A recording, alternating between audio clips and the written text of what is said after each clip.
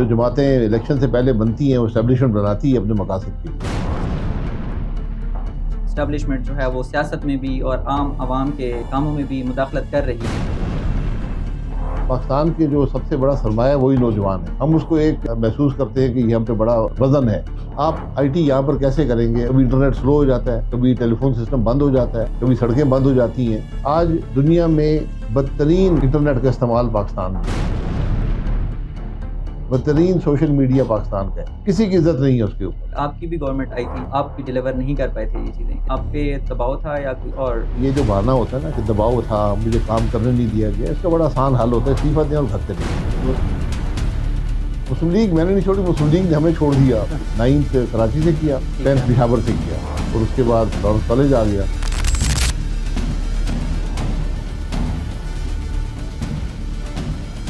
Pod cost dream to reality میں آپ سب کو ویلکم کرتا ہوں. میں ہوں آپ کا ہوسٹ مدثر اقبال, اور آج ہمارے ساتھ موجود ہیں ایک سیاسی رہنما, سیاسی شخصیت جناب شاہد خاقان عباسی صاحب. السلام علیکم سر, کیسے ہیں آپ؟ وعلیکم السلام جی.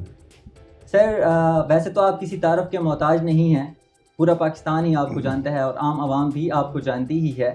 لیکن آج ہم آپ کو تھوڑا سا اپنے بچپن میں لے کے جائیں گے کہ آپ نے تعلیم اور بچپن اور پھر آپ نے سیاست میں انٹری لی, تو کیا کچھ آپ نے کیا اس میں؟ بچپن تو بڑا زیادہ کراچی, پشاور, ان دو شہروں میں گزرا. کیونکہ والد صاحب ایئر فورس میں تھے تو ہم ہر دوسرے سال ٹرانسفر ہو جاتی تھی. تو کراچی میں بھی 4 اسکولوں میں پڑھا ہے. جو پشاور کا اسکول ہے اس میں کوئی 5 دفعہ وہاں ایڈمیشن لیا.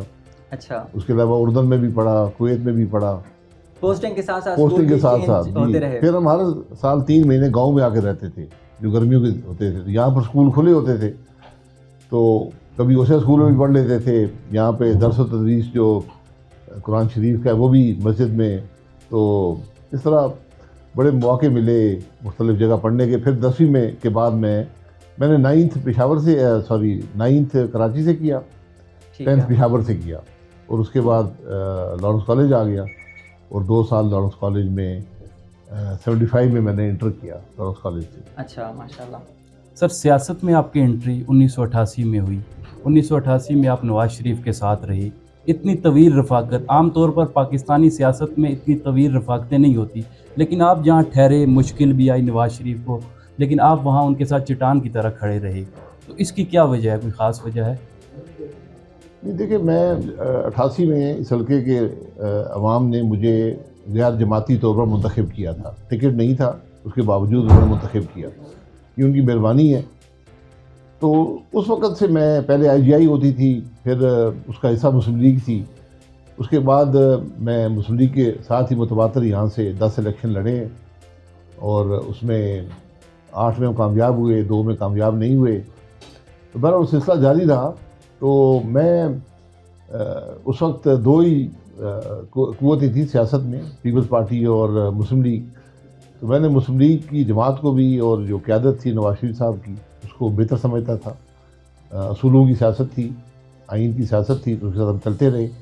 اچھے برے وقت بھی آئے, اور ان 35 سالوں میں تقریباً 26 سال اپوزیشن میں ہم نے گزارے. باقی بہت سی مشکلات بھی آئیں, ماشاء اللہ کا دور بھی جو مشرف صاحب کا تھا وہ بھی آیا. یہ سب معاملات ہوئے, لیکن یہ ایک بہتر جماعت تھی, ایک بہتر سوچ تھی. تو پھر اچانک سر 2023 میں آپ نے نون لیگ کیوں چھوڑی؟ کیا نون لیگ جو ووٹ کو عزت دو کا بیانیہ تھا اس سے ہٹ چکی تھی, یہی وجہ تھی آپ کی نون لیگ چھوڑنے کی؟ اور عوام پاکستان اس جماعت کے بنانے کا مقصد کیا ہے؟ مسلم لیگ ہم جس بیانیے کے ساتھ تھے وہ ووٹ کو عزت دو کا بیانیہ تھا, یعنی آئین کا بیانیہ تھا. مسلم لیگ کی اپنی مصلحت تھی. انہوں نے مسلم لیگ نون اس پہ پوری نہیں اتر رہی تھی, اس میں پوری اتری. ہم نے عمران خان کی حکومت کا پورا مقابلہ کیا, اپنے اصولوں پر کھڑے رہے. لیکن پھر 2022 میں یہ فیصلہ کیا کہ ہمیں اقتدار زیادہ چاہیے, تو مسلم لیگ ہٹ کے اقتدار کی طرف آ گئی. ان اصولوں پر کمپرومائز کر لیا, ووٹ کو عزت دو کو چھوڑ دیا. تو مسلم لیگ میں نے نہیں چھوڑی, مسلم لیگ نے ہمیں چھوڑ دیا. ہم اس بیانیے کے ساتھ تھے. تو یہ بڑی مشکل بدل گیا, بیانیہ اقتدار میں بدل گیا. اب اقتدار کی سیاست آ گئی. تو میں نے کافی کوشش کی, میں قیادت سے بات کرتا رہا. تو پھر میں ان کو تقریباً آج سے 1.5 سال پہلے مارچ 2023 میں بتا دیا تھا کہ میں الیکشن پارٹی کی طرف سے نہیں لڑ پاؤں گا، اور پھر جب الیکشن آئے تو میں نے یہ سوچا کہ الیکشن نہ ہی لڑے تو بہتر ہے، کیونکہ اس حلقے میں مسلم لیگ 35 سال ہم نے ہی کام کیا، مسلم لیگ کو ایک جماعت بنایا، تو اب جا کر الیکشن میں اگر میں کہتا کہ نہیں مجھے آزاد ووٹ دے دیں، وہ بات مناسب نہیں تھی، لوگوں کو خود فیصلہ کرنے دیں۔ بالکل۔ تو بہرحال یہ میرا فیصلہ تھا، مشکل فیصلہ ہوتا ہے اگر آپ الیکشن لڑے، بڑا دباؤ بھی تھا حلقے کی طرف سے، لیکن میں سمجھتا ہوں جو آج حالات ہیں ایک بہتر فیصلہ وہ ثابت ہوا۔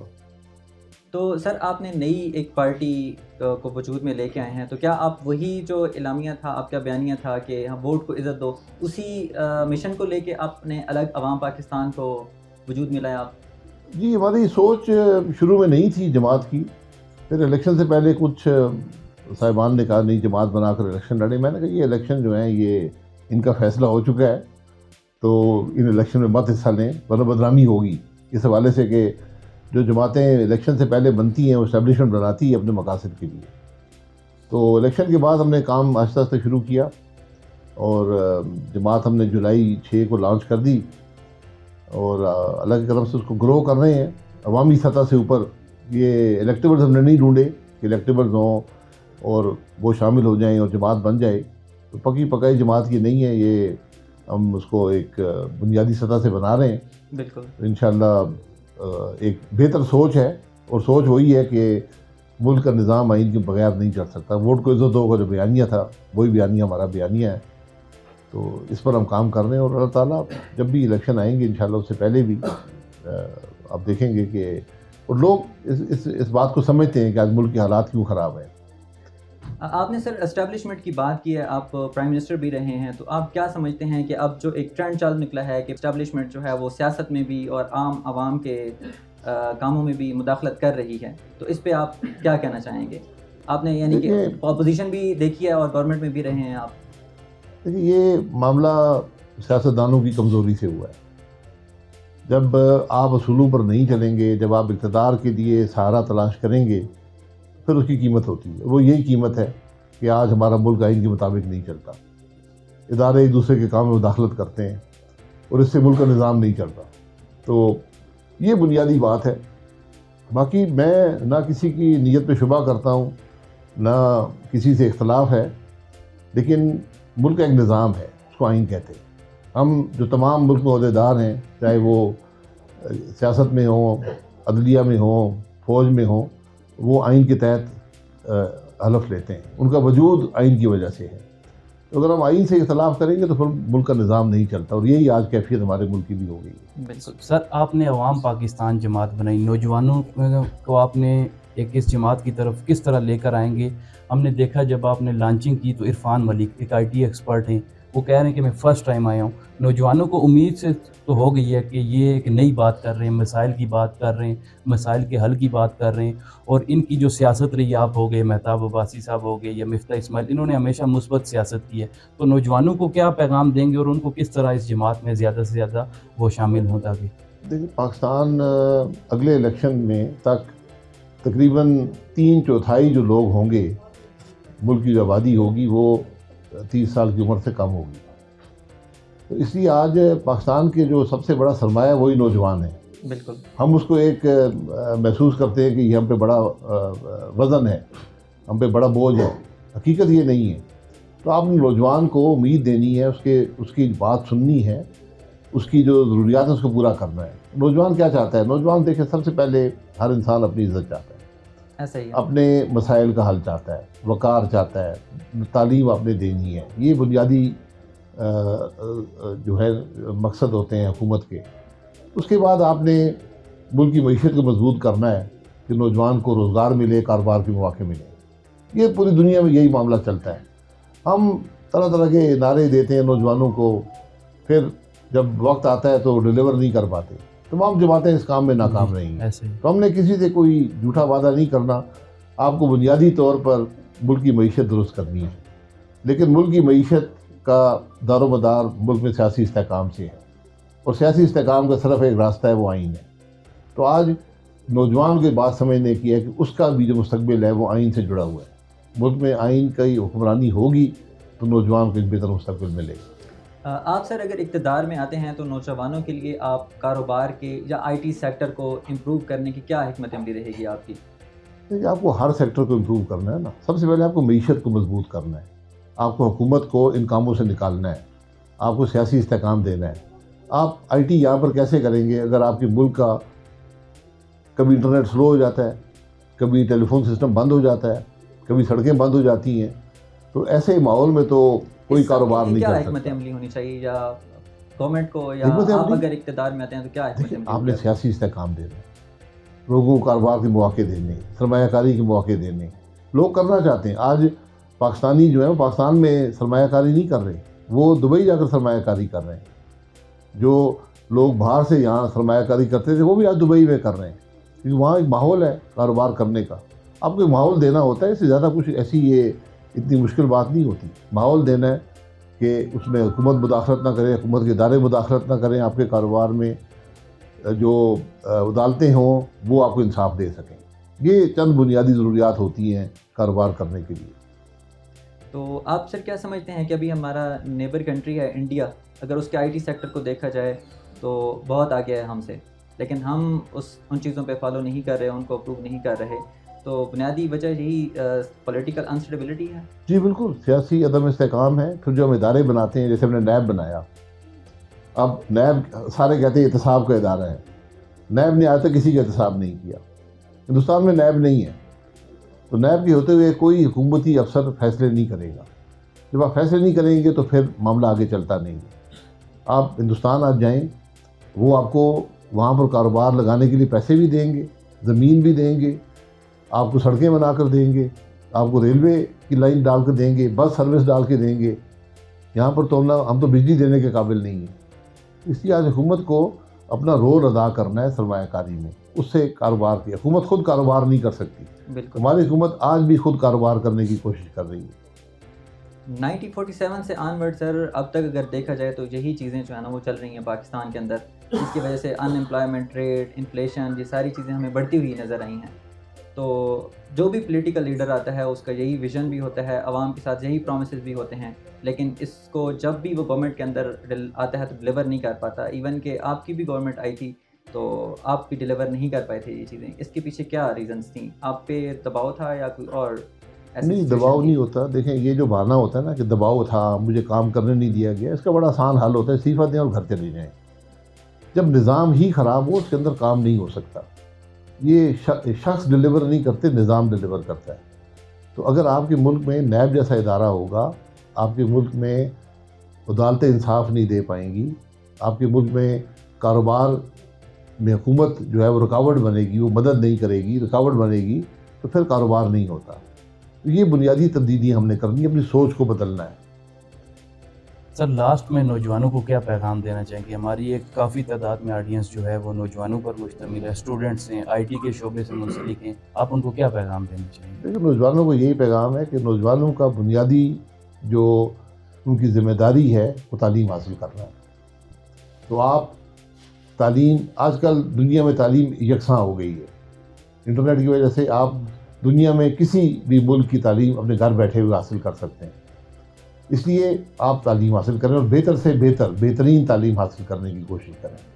بنیادی جو مقاصد ہیں تعلیم کے اس کو سمجھیں, جو کانسیپٹس ہیں ان کو سمجھیں.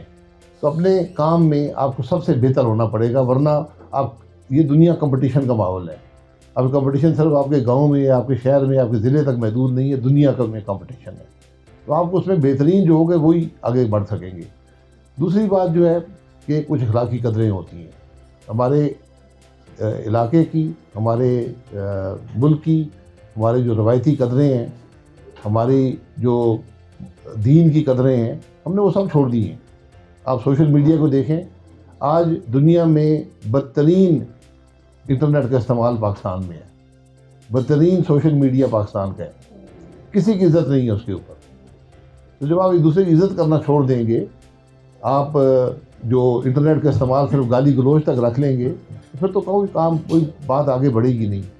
دنیا میں 200 ممالک ہیں, 199 جو ہیں وہ ایک دوسرے کو گالی نہیں نکالتے. وہ اگر کوئی تنقید بھی کرنی بڑے مہذب طریقے سے تنقید کرتے ہیں.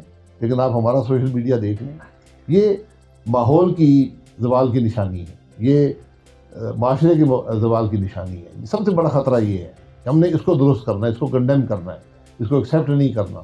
ہم آج ان بچوں یا بچیوں کو شاباش دیتے ہیں جو زیادہ گالی نکالتے ہیں کسی اور کو. یہ ایک بڑی خوفناک بات ہے. لیکن سر کمپیئر ٹو ادر کنٹریز پھر یہ دیکھیں کہ ان کے نوجوانوں کو وہ ساری چیزیں جو ہیں وسائل وہ میسر بھی ہیں, لیکن پاکستان میں ایسا کچھ بھی نہیں ہے. ایون کہ بیسک نیڈس تک, ابھی آپ نے جیسے انٹرنیٹ کی بات کی ہے, تو آئی ٹی سیکٹر میں سب سے جو امپورٹنٹ چیز ہے وہ انٹرنیٹ ہے, جس میں فری لانسر جتنے بھی پلیٹ فارم ہیں ان پہ کام کیا جا رہا ہے. تو فائر وار جب آیا ہے تو اس میں بہت زیادہ نقصان ہوا ہے نوجوانوں کو, جو بہت بڑا سرمایہ ہے پاکستان کی GDP کے لیے. تو جب اس طریقے کے ایشو ہوں گے تو ڈیفینیٹلی نوجوان جو طبقہ ہے اس کا ریئیکٹ اسی طریقے سے ہی ہوگا.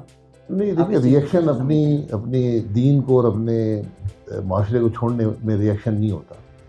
ریئیکشن یہ ہو سکتا ہے کہ آپ سیاست میں حصہ لیں. آج نوجوان جو ہے, اکثریت جو ووٹر ہیں وہ نوجوان ہیں, تو آپ یہ پرکھ کر ووٹ دیں کہ ہم نے کس کو ووٹ دینا ہے. یہ میں نے کہا نا, آپ جب تک ملک کا نظام آئین کے مطابق نہیں ہوگا ملک نہیں چلے گا. نہ نوجوان کو روزگار ملے گا, نہ معاملہ اور بہتر ہوگا. اس لیے یہ سب سے بڑی ضرورت یہ ہے کہ آج ملک میں ایک نظام ہو. اگر نظام آئین میں کوئی کمی ہے, کوئی خرابی ہے, اس کو دور کر لیں. ہم تو جو ترامیم کرتے ہیں وہ اپنی سہولت کے لیے کرتے ہیں کہ کس طرح ہم مزید نظام پر ہم کنٹرول حاصل کر لیں گے. یہ چیزیں ناکام ہو چکی ہیں, بدقسمتی سے ہم نے یہ ابھی تک سیکھا نہیں ہے. بہت شکریہ جی. سابق وزیر اعظم شاہد حقان عباسی صاحب ہمارے ساتھ موجود تھے. امید ہے آج کا پوڈ کاسٹ آپ کو پسند آیا ہوگا. اپنے میزبان شایان عباسی کو دیجیے اجازت. اللہ حافظ.